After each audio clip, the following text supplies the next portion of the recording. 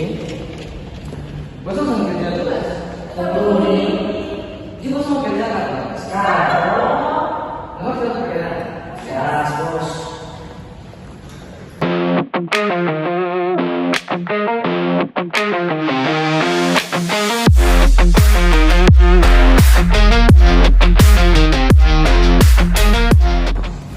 Perkenalkan, nama saya Ririn.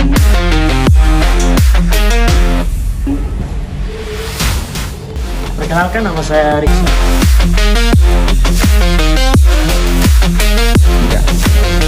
Perkenalkan, nama saya Putri Natasha Dewi.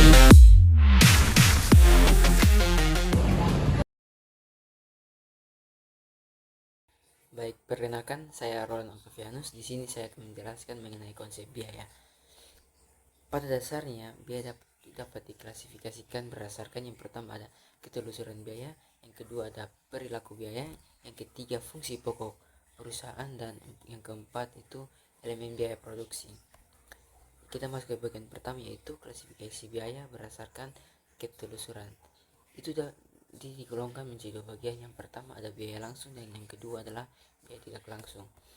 Biaya langsung itu merupakan biaya yang ditelusur sampai kepada produk secara langsung. Contohnya seperti biaya tenaga kerja langsung, itu gaji, upah, karyawan produksi yang terlibat langsung dalam mengerjakan produk tersebut. Sementara biaya tidak langsung itu merupakan biaya yang tidak dapat secara langsung ditelusur sampai ke produk. Contohnya seperti seorang mandor yang tidak terlibat langsung dalam pengerjaan suatu produk tertentu. Dan kita masuk bagian kedua, yaitu klasifikasi biaya berdasarkan perilaku.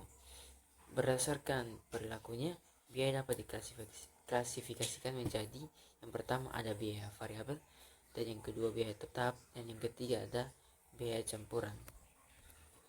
Biaya variabel itu merupakan biaya yang jumlah totalnya sebanding dengan perubahan tingkat aktivitas. Contoh biaya variabel itu adalah seperti bahan baku dan biaya tenaga kerja langsung. Apabila tingkat produksi bertambah, maka jumlah biaya variabelnya akan bertambah. Tetapi apabila tingkat produksi menurun, maka jumlah biaya variabel juga menurun. Namun, ada namunnya, biaya variabel itu tidak berubah walaupun jumlah biayanya berubah sesuai dengan perubahan aktivitas. Berikut kita masuk ke dalam biaya tetap. Biaya tetap itu merupakan biaya yang jumlahnya tidak terpengaruh oleh tingkat aktivitas dalam kisaran tertentu. Walaupun tingkat aktivitas meningkat atau menurun, jumlahnya tetap tidak berubah. Berikut ada biaya campuran, itu merupakan biaya yang memiliki karakteristik biaya variabel dan biaya tetap. Contohnya adalah seperti biaya listrik. Itu merupakan biaya campuran. Mengapa? Karena biaya listrik berubah sesuai dengan perubahan tingkat pemakaian listrik. Sementara biaya abonemen listrik tidak berubah walaupun pemakaian listrik berubah. Berikut kita masuk ke dalam kualifikasi biaya berdasarkan fungsi. Berdasarkan fungsi pokok perusahaan, itu biaya dapat diklasifikasikan menjadi yang pertama ada biaya produksi, dan yang kedua biaya pemasaran, dan yang ketiga ada biaya administrasi. Biaya produksi itu apa? Biaya produksi itu merupakan biaya yang membuat bahan mentah menjadi produk jadi. Biaya pemasaran itu meliputi berbagai biaya yang dikeluarkan atau yang terjadi untuk memasarkan produk dan jasa. Sementara biaya administrasi umum itu merupakan biaya yang terjadi dalam rangka mengarahkan, menjalankan, dan mengendalikan perusahaan. Contohnya seperti biaya administrasi dan umum. Ada gaji pegawai administrasi, biaya depresiasi gedung kantor, dan biaya perlengkapan kantor. Dan yang keempat kita masuk dalam kualifikasi biaya berdasarkan elemen biaya produksi. Yang pertama itu ada bahan baku, yang kedua ada biaya tenaga kerja langsung, dan yang ketiga ada biaya overhead pabrik. Biaya bahan baku itu merupakan nilai bahan baku yang digunakan dalam proses produksi untuk diubah menjadi produk jadi. Biaya tenaga kerja langsung merupakan besarnya nilai gaji dan upah tenaga kerja yang terlibat langsung untuk mengerjakan produk.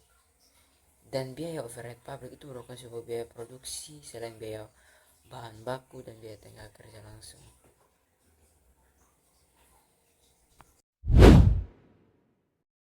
Sekarang kita akan masuk dalam objek biaya atau cost object. Cost object adalah unsur berupa apapun yang kepadanya dibebankan.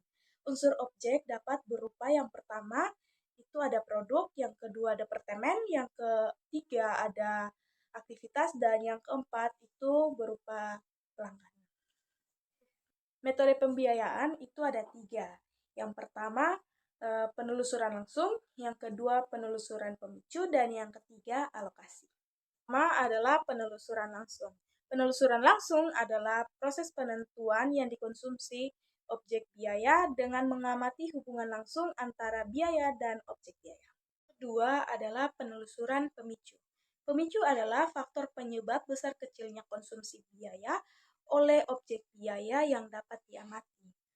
Pemicu menyebabkan perubahan dalam penggunaan sumber daya. Yang ketiga adalah alokasi. Ada biaya yang terjadi tetapi tidak memiliki hubungan sebab akibat. Ada juga biaya yang secara tidak langsung dapat ditelusuri oleh objek biaya.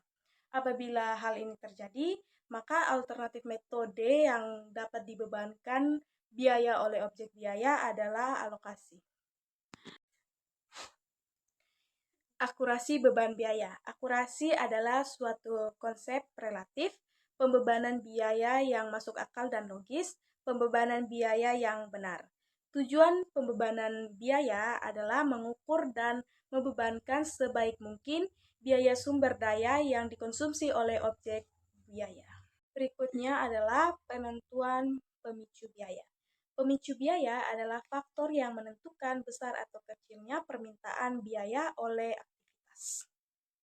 Yang berikut, tahapan penentuan pemicu biaya. Tujuan analisis aktivitas adalah mengidentifikasi aktivitas yang dilakukan.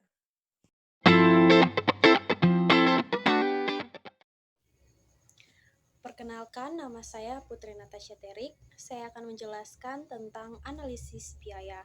Pasti teman-teman bertanya tentang apa itu analisis biaya.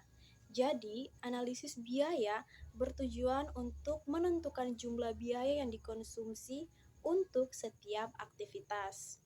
Analisis biaya juga dijadikan dasar untuk mengidentifikasi unsur biaya yang dikonsumsi oleh setiap aktivitas.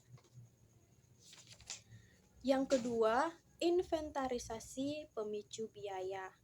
Setelah aktivitas biaya dikonsumsi diketahui, langkah selanjutnya adalah melakukan inventarisasi faktor kemungkinan yang menyebabkan tinggi rendahnya konsumsi biaya tersebut.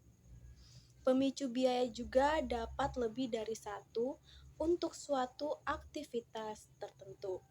Oleh karena itu, perlu dilakukan inventarisasi agar dapat ditentukan faktor pemicu yang paling cepat. Yang ketiga, penentuan pemicu biaya. Apabila manajemen menemukan hubungan sebab akibat pada lebih dari satu pemicu biaya, maka ia harus memilih yang terbaik di antara alternatif pemicu biaya yang ada. Nah, pemicu biaya yang baik memiliki 5 karakteristik. Yang pertama, dapat diukur. Yang kedua, dapat dikendalikan. Yang ketiga, sederhana. Yang keempat, berhubungan dengan objek biaya. Dan yang kelima, dapat diterima.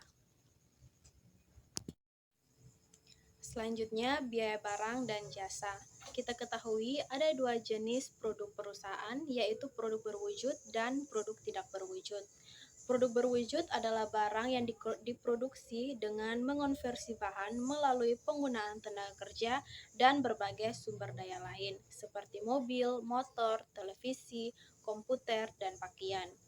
Produk tidak berwujud adalah jasa yang diproduksi dengan menggunakan sumber daya manusia dan sumber daya lain. Jasa merupakan pekerjaan atau aktivitas yang dilakukan untuk pelanggan. Selanjutnya ada fitur jasa. Produk barang dan jasa memiliki fitur yang berbeda, yaitu 1. Kewujudan, yang 2.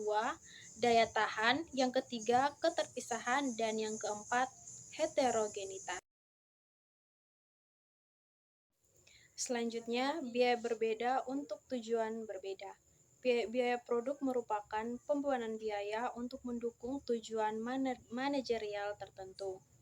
Pengertian biaya produk bergantung pada tujuan manajerial yang hendak dicapai. Hal ini sesuai dengan istilah biaya yang berbeda untuk tujuan yang berbeda. Biaya produk memiliki 3 definisi. 1. Biaya produk rantai nilai.